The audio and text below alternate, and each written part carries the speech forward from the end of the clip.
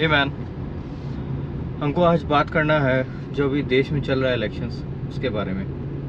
और हमको देख के आश्चर्य होता है कि कोई कोई लोग इतना एंटी नेशनल कैसे हो सकता है। तो इस वीडियो को हम तीन चीज़ के बारे में पहले बात करेंगे। एक तो डिक्टेटरशिप हो गया, दूसरा अपना सेकुलरिज्म हो गया, तीसरा हो गया अंधभक्ति, और लास्ट में हम अपना ओपिनियन देंगे कि हमको क्या लगता है कि 2024 का इलेक्शन में कौन जीतेगा। सबसे पहले बात करते हैं डिक्टेटरशिप के बारे में। तानाशाह, जो ये सब चार पैसा के यूट्यूबर जैसे ध्रुव राठी या ये देशभक्त या ये वो रंडवा रवीश कुमार, जो ऐसा बात बोल देता है। अगर डिक्टेटरशिप इंडिया में रहता ना सही में, मतलब अगर मोदी अगर सही में डिक्टेटर रहता भी, तो ये लोग कब का कहाँ फेंका चुका होता किसी को पता भी नहीं चलता, या जेल में कहीं ये लोग सड़ रहा होता। फ्रीडम ऑफ स्पीच मिल गया, इसका मतलब ये नहीं कि तुम कुछ भी हकोगे भूसड़ी के। अगर ये चाइना में पैदा होता और ऐसा बोलता है जिंगपिंग के लिए, कब का मर चुका होता। कोरोना खा के लोग ऐसा कोरोना देता कि जिंदगी भर लोगों का भी ठीक ही नहीं होता, मर भी जाता सारा। अब आते हैं सेक्युलरिज्म पे। ये जो सेक्युलर वर्ड है ना, इसको इतना अब्यूज किया गया है कि क्या बताएं। असल में सेक्युलर अगर कोई आदमी है, उसका मतलब होता है वो आदमी जितना भी धर्म है सबको इक्वली ट्रीट करता हो। ठीक है, मतलब उसके लिए हिंदू भी बराबर है, उसके लिए मुस्लिम भी बराबर है, उसके लिए सिख भी बराबर है, ईसाई भी बराबर है, बुद्धिस्ट भी बराबर है, जैन भी बराबर है, सब कुछ बराबर है। लेकिन ये लोग बोल रहे हैं कि मोदी का गवर्नमेंट एंटी सेक्युलर है। ऐसा तो हमको नहीं लगता। मोदी आज तक कुछ ऐसा नहीं किया है जो कि मुस्लिम के अगेंस्ट था। हमको नहीं लगता कुछ ऐसा। अगर अच्छा किया है तो सबको फ़ायदा हुआ है, अगर पेला है तो सबको ही पेलाया है। डीमोनेटाइजेशन जब हुआ था तो हिंदू भी लाइन में खड़ा था, मुस्लिम भी लाइन में खड़ा था। हमको नहीं लगता कुछ हुआ है। और ये जो अपोजिशन जो बोल रहा है कि मोदी ऐसा किया है, मोदी वैसा किया है, ये भोंसड़ी वाला सब इतना लॉ बनाया है मुस्लिम अपीजमेंट के लिए, वो सेक्युलरिज्म है। अगर तुम किसी एक धर्म को ज़्यादा बढ़ावा दोगे, दूसरे को नाली जैसा ट्रीट करोगे, तो ये कहाँ का सेक्युलरिज्म हुआ भाई। तीसरा है अंधभक्ति। हम रेडिट में किसी सबरेडिट में जाके मोदी का बड़ाई कर दिया, जो कि anti Modi, anti BJP, anti India subreddit है। ठीक है, उसमें जाके बड़ाई कर दिए। हमको सब कोई भक्त बोलने लग गया। बोले भाई हमको भक्त मत बोलो यार, ऐसे हमको इंसल्ट मत करो, हमको अंधभक्त बोलो। हम तो मोदी के लिए एकदम, हम मोदी पे ब्लाइंडली बिलीव करते हैं। हमको नहीं लगता है कि मोदी को कुछ, हमको लगता है मोदी सेल्फलेस है। उसको देश के उन्नति के अलावा उसके दिमाग में हमको नहीं लगता कि कुछ होगा। उससे ज़्यादा सेल्फलेस आदमी मास तक नहीं देखे हैं। दूसरा रहा अंधभक्ति के बारे में। हम तो कुछ भी हो जाए बीजेपी ही को ही वोट देंगे, चाहे कुछ भी हो जाए। ये अंधभक्ति है, चलो ठीक है। लेकिन जो बाकी भोंसड़ी सब है, हम तो कांग्रेसी को वोट देंगे, हम तो केजरीवाल को वोट देंगे, हम तो ओवैसी को ही वोट देंगे, वो अंधभक्ति नहीं हुआ। हाँ, चाहे कुछ भी कर लो ये लोग के लिए। ये लोग हमेशा जो भी अपोजिशन होगा बीजेपी के अगेंस्ट, उसी को वोट देगा।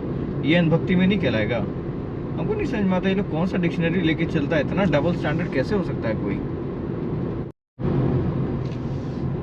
अब आते हैं, हमको पहले एक सुझाव देना था कि ये जो वोटिंग हो रहा है इसको ऑनलाइन नहीं कर सकते हैं क्या? मतलब आदमी घर बैठे बैठे वोट दे दे, ऑथेंटिकेशन कर ले आधार नंबर के थ्रू, उसके बाद वोट दे दे। कितना आसान रहेगा। कोई भी कहीं भी बैठा रहेगा, वो जाके वो उसको घर बैठे बैठे वोट दे सकता है। अगर ये चीज़ हो गया तो हमको लगता है 90% वोट तो ऐसे ही आ जाएगा। अभी जितना आता है, जितना पॉपुलेशन का किया जाता है, मतलब एनालिसिस किया जाता है, तो पता चलता है कि 50% ही लोग वोट दिया, 60% वोट दिया। अगर वो चीज़ इलेक्ट्रॉनिक हो गया, मतलब इतना बड़ा बड़ा सिक्योरिटी का फर्म है। अगर हम बैंक में ही लॉगिन करते हैं तो डबल ऑथेंटिकेशन, तो इसमें भी ऐसा तो इम्प्लीमेंट हो ही सकता है। इतना बड़ा चीज़ तो हमको नहीं लग रहा है। इतना ओल्ड स्कूल से हम लोग चलते आ रहे हैं। हाँ, पहले था बैलेट बॉक्स, अब EVM हो गया, चलो ठीक है। लेकिन ये भी चीज़ हमको लगता है किया जा सकता है। हम श्योर नहीं है, लेकिन हमको लगता है कि पॉसिबल तो है ही।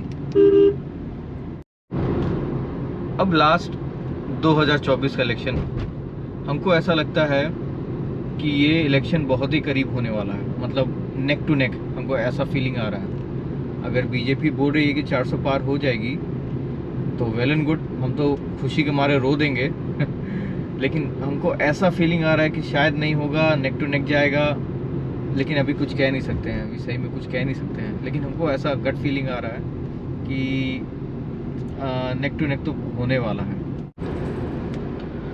नेक टू नेक क्यों होगा, उसका रीज़न है क्योंकि जो बीजेपी का वोटर है वो सबसे पहले तो पढ़ा लिखा है, उसको देश का हित के बारे में उसको पूरा ज्ञान है कि कौन सा पार्टी सही काम कर रहा है, कौन सा पार्टी गलत काम करते आया है, उसको ये सब ज्ञान है। कौन सा लीडर क्या कर रहा है पीठ पीछे, कौन शीश महल बना रहा है, कौन इनहेरिटेंस टैक्स लाने का बात कर रहा है, ये दिखता है क्राउड को। लेकिन फिर वही जो क्राउड है वो थोड़ा लेज़ी भी हो जाता है कि साला गर्मी में कौन निकले, चलो गर्मी भी चलो नहीं है तो फिर भी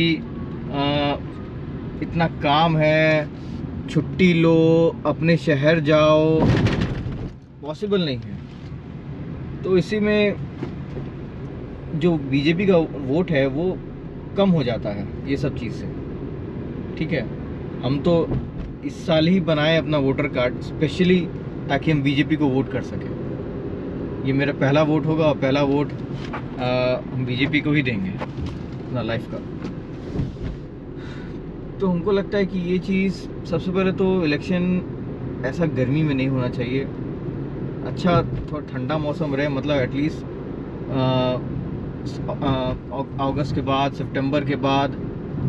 हाँ, हम समझते हैं उसमें फेस्टिवल भी है, लेकिन फिर भी मैनेज किया जा सकता है। और दूसरा हम बोलेंगे कि हाँ भाई, हम समझ रहे हैं आपको शहर छोड़ के अपने कॉन्स्टिट्यूंसी में आना है, लेकिन करो यार, वोट दे दिया जाए, इस बार बीजेपी को 400 पार करा ही दिया जाए।